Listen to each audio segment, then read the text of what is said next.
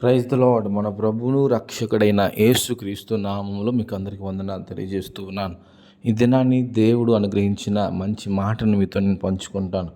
మనందరము అనేక సమస్యలతో, ఇబ్బందులతో, అవసరతలతో దేవుని సన్నిధిలో మొరపెడుతూ ఉన్నాం.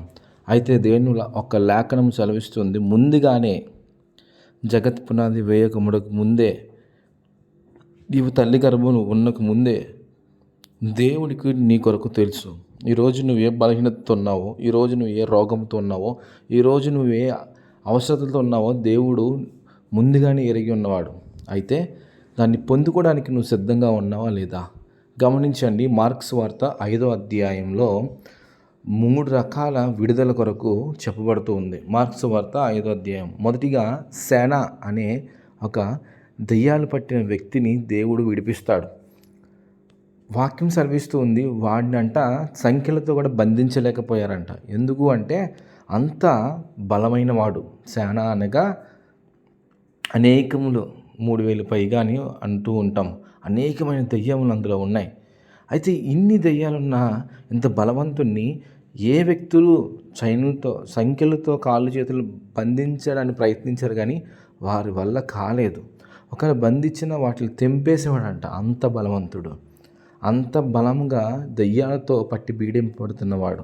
అయితే యేసుప్రభు రాగానే, సర్వోన్నతుడైన దేవుని కుమారుడా, నాతో మీకు ఏమి పని, నా సమయం ఇంకా మీ సమయం ఇంకా రాలేదు నన్ను పంపించడానికని బతిమలాడుకుంటాడు. గమనించండి, ఈ మాటలు వింటున్న మీలో కానీ, చెబుతున్న నాలో కానీ, ఎవరిలో అయినా సరే ఎటువంటి చీకటి శక్తులున్నా యేసుక్రీస్తు నామములో చీకటి శక్తుల నుంచి విడుదల కలుగును గాక. వాక్యం సెలవిస్తూ ఉంది, ఆ దినంలో యేసుప్రభు వారు నిన్న నేడు నిరంతరం ఏకరీతిగా ఉన్నారు. అప్పుడు చేసిన సూచ్యక్రియలు ఈ దినాల్లో కూడా జరుగుతూ ఉన్నాయి, నేటికి జరుగుతూ ఉన్నాయి, ఈరోజు జరుగుతూ ఉంది. చీకటి శక్తులతో బాధింపడుతూ ఉన్నామేమో, యేసునామంలో నీకు విడుదల కలుగుతుంది, యేసునామంలో నీకు స్వస్థత కలుగుతుంది. యేసునామంలో ఆ చీకటి ప్రభావం నీలో పడి ఈ మాటలు వింటున్నప్పుడే బయటికి వెళ్ళిపోతుంది. దీన్ని నమ్మి మీరు విశ్వసించండి. కాబట్టి సేన అనే అతన్ని, దయ్యం పట్టిన వ్యక్తిని, యవనస్తుని దేవుడు విడిపించి వస్త్రము లేని వాడికి వస్త్రాన్ని ఇచ్చి చక్కగా వాడికి బట్టలు తొడిగించి తిరిగి వాళ్ళ ఇంటికి పంపించాడని వాక్యం సెలవిస్తూ ఉంది. వాడు అంటాడు, నేను నీ వెనకాతలు వచ్చేసాను ప్రభు, నీ కొరకు సాక్షిగా ఉంటానంటే వద్దొద్దు, నువ్వు ఇంటికి వెళ్ళి నువ్వు ఇంట్లో వాళ్ళకి సాక్షిగా ఉండని యేసుప్రభు సెలవిస్తారు. ఈ దినాన్ని నీ పరిస్థితి ఎలాగుందో కానీ నిద్ర పట్టట్లేదా? దయ్యాలు వేధిస్తున్నాయా? అపజయంలో ఉన్నావా? ఒకవేళ చీకటి శక్తులు నీ మీద దాడి చేస్తున్నాయని నీకు ఆలోచన ఉందేమో, ఈ మాటలు విను. యేసుక్రీస్తు నామములో నీకు స్వస్థత కలుగుతుంది, యేసుక్రీస్తు నామములో విడుదల కలుగుతుంది, యేసుక్రీస్తు నామములో చీకటి శక్తుల నుండి, చెల్లంగుల నుంచి, కాళ్ళ నొప్పుల నుంచి, తలవేదల నుంచి, వాదల నుంచి ఏవైతే దయ్యము పీడిస్తూ ఉందో అక్కడ చెబుతూ ఉంటుంది, వాడు గాయపరుచుకుంటున్నాడంట, వాడు గాయపరుచుకుంటున్నాడంట. ఇలా గాయపరుచుకునే అనుభవం కాలం మీలో ఎవరికైనా ఉందేమో. షుగర్ కానీ, బీపీల వల్ల కానీ ఈ యొక్క గాయాలు జరుగుతూ ఉన్నాయి శరీరానికి. అలాంటి గాయాల నుంచి కూడా దేవుడు విడిపిస్తాడు, దేవుడు ముడతాడు, దేవుడు విడుదలిస్తాడు. ఈ దినాన్ని మాటలు వింటున్న నీకు యేసుక్రీస్తు నామములో విడుదల కలుగును గాక.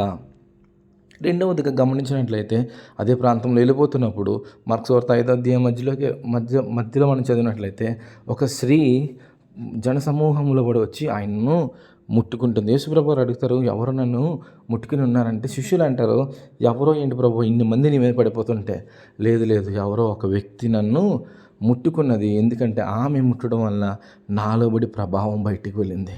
ఈ దినాన్ని నువ్వు ఎలాంటి రోగంతో ఉన్నావో యేసుప్రభు దగ్గరకు వచ్చినట్లయితే, ప్రార్థన చేసినట్లయితే విశ్వాసం ఉంచు. ఈ దినాన్ని దేవుని యొక్క లేఖనం మీద చేపెట్టి నువ్వు నమ్ము. నువ్వు యేసుప్రభుని ముడుతున్నాను, నేను యేసుప్రభుని పట్టుకుంటున్నాను, యేసుప్రభులను స్వస్థత, యేసుప్రభులను విడుదల, యేసుప్రభు వల్ల నాకు శరీర బలహీనతలన్నీ పోతాయని మనం నమ్మి నోటితో పలికి హృదయంలో విశ్వసిస్తే, రక్తస్రావంతో బాధపడే స్త్రీ, ఆమె కోసం ఏం సెలవిస్తుందో తెలుసా? ఆమె అనేక మంది వైద్యుల దగ్గరికి తిరిగి తన దగ్గరున్న ఆస్తి పోగొట్టుకొని తన వల్ల కాక నిరాశతో ఉండిపోయిందని వాక్యం సెలవిస్తూ ఉంది. ఇలాంటి పరిస్థితుల్లో బలహీనరాలు అయిపోయిందంట, అనేక వైద్యులను ఆవిడ తిరిగిందంట, కానీ ఆ రక్తస్రావం నుంచి ఆవిడ స్వస్థత కలగలేదు. ఈ మాటలు వింటున్న వారు మీలో ఎవరైనా ఉంటే, మార్క్స్ వార్త 5వ అధ్యాయం ప్రకారం యేసుక్రీస్తు నామములో నీ శరీర రోగం ఏదైనా సరే యేసు నామములో స్వస్థత కలుగును గాక. అది క్యాన్సర్ కావచ్చు, అది షుగర్ కావచ్చు, బీపీ కావచ్చు, థైరాయిడ్ కావచ్చు, బ్రెయిన్ ట్యూమర్ కావచ్చు, బ్రెయిన్ క్యాన్సర్ కావచ్చు, బాడీలో అది ఏదైనా సరే, ఎలాంటి బలహీనత అయినా సరే, బ్లడ్ క్యాన్సర్ కావచ్చు, మైగ్రేన్ కావచ్చు, బ్లైండ్నెస్ కావచ్చు, డెఫెండమ్ కావచ్చు, అది ఏదైనా సరే యేసుక్రీస్తు నామములో స్వస్థత కలుగుతుంది. ఆయనలో స్వస్థపరిచే గుణం ఉంది. ఇది నువ్వు ఆలోచించి, నువ్వు నిరీక్షించి, విశ్వాసం ఉంచి ఇదిలానే నువ్వు పట్టుకోగలిగితే, ఆ వాక్యం మీద నువ్వు నీ ఒక చెయ్యి వేయగలిగితే, ఆ వాక్యాన్ని నీ హృదయంలో నువ్వు తీసుకోగలిగితే, ఈ మాటలు వింటున్న నీకు, మాటలు పలుకుతున్న నేను, యేసుక్రీస్తు నామములో మనకి స్వస్థత కలుగును గాక, యేసుక్రీస్తు నామములో విడుదల కలుగును గాక.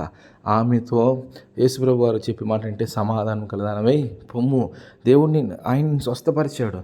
ఆయనలో మరి ప్రభావం బయటకు వచ్చింది. ఆమె ఒక రక్తం ఏమైంది, ధార ఆగిపోయింది. ఆమె స్వస్థపడి ఇంటికి వెళ్ళింది. ఈ దినాన్ని మాటలు వింటున్న వారిలో ఎవరైనా సరే ప్రతి శరీర బలహీనతలు, నరాల వీక్నెస్ కానీ, కీళ్ళ నొప్పులు కానీ, కాళ్ళ నొప్పులు కానీ, థ్రోట్ ఇన్ఫెక్షన్ కానీ, హార్ట్ ప్రాబ్లం కానీ, స్టమక్ కానీ, అది బ్యాక్ పెయిన్ కావచ్చు, యూరసిస్ కావచ్చు, లేదంటే యూరిన్ ఇన్ఫెక్షన్ కావచ్చు, గర్భసంచి ఇన్ఫెక్షన్ కావచ్చు, అది ఏదైనా, కడుపులో ఏదైనా స్టోన్స్ ఉండొచ్చు, అది ఏదైనా సరే యేసుక్రీస్తు నామములో స్వస్థత కలుగుతుంది. ఆయన ద్వారా ఆయనకు అది అసాధ్యం. ఆయనకు సమస్తము సాధ్యమే. ఆయనకు అసాధ్యమైనది ఏదీ లేదు. ఆయనకు సమస్తము సాధ్యం. ఆయన యేసు నామములో ఈ మాటలు వింటున్నప్పుడు నీకు స్వస్థత కలుగుతుంది. ఇది నమ్మాలి. మూడవదిగా ఒక అధికారి, యాయూరు అనే ఒక అధికారి వచ్చి ఆయన బతిమాడుకుంటాడు. నా కుమార్తె చనిపోవడానికి సిద్ధంగా ఉంది, మరణ పడక మీద ఉంది, దయచేసి వచ్చిన మా కూతురు మీద చేయించి రక్షించమని బతిమాడుకుంటున్నప్పుడు దేవుని ఒక లేఖనం ఇస్తుంది. ఆయన వెళ్తుండగానే ఆయన శిష్యులు, అంటే ఆయన దగ్గర పనిచేసే వ్యక్తులు వచ్చి, ఆయన చేతి కింద పనిచేసే వాళ్ళు చెప్తారు, బోధకుడిని ఇంకా విసిగించొద్దు, ఈమె చచ్చిపోయిందని. అయినా సరే యేసు ప్రభు వారు ఆ యాయిరు కుమార్తె దగ్గరికి వెళ్ళి ఆ కుమార్తెని ముట్టి లేపి ఆ ఇంట్లో ఉన్న దుఃఖాన్ని తీసి, ఆ పాప మరణానికి అయిపోతుంటే మరణం నుంచి జీవంలోనికి దాన్ని తీసుకొని వచ్చి ఏం చేశారు, ఆయన సంతోషాన్ని ఇచ్చారు. మీకు తెలుసా, అక్కడ వాక్యం సెలవిస్తుంది, ఇంటికి వెళ్తున్నప్పుడు ఇంటి ముందు అనేక మంది కూర్చొని కూడి గొల్లు చేస్తూ, గోల చేస్తూ, వాయిద్యాలు వాయిస్తూ ఏడుస్తున్నారంట.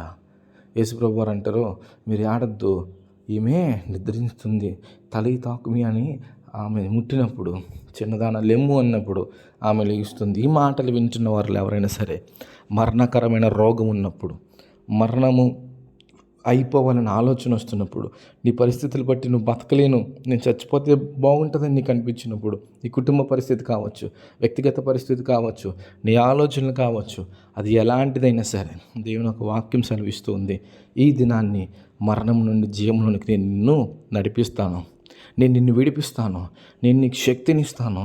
నువ్వు బ్రతకలేను అనుకుంటున్నావు కదా, బ్రతికి నీ తరపున నేను బ్రతికి చూపిస్తాను అని దేవుని ఒక లేఖనం సెలవిస్తూ ఉంది.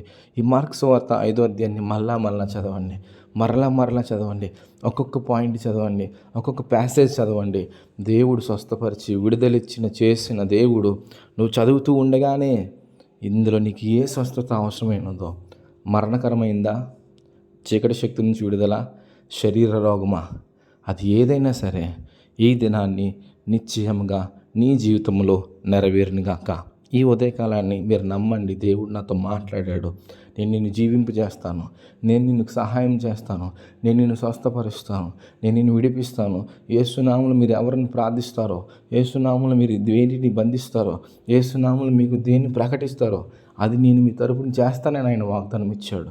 కాబట్టి ఈ దినాన్ని ఈ మాటలు వింటున్న మీరు ఈ మేలులు పొందుకోండి, యేసు ప్రభుని విశ్వసించండి, యేసులో ఎదగండి, యేసుతో కలిసి అనేక మందిని క్రీస్తుని పరిచయం చేద్దాం. దేవుడు మనందరినీ దీవించి ఆశీర్వదించునుగాక. ఆమేన్. Praise the lord.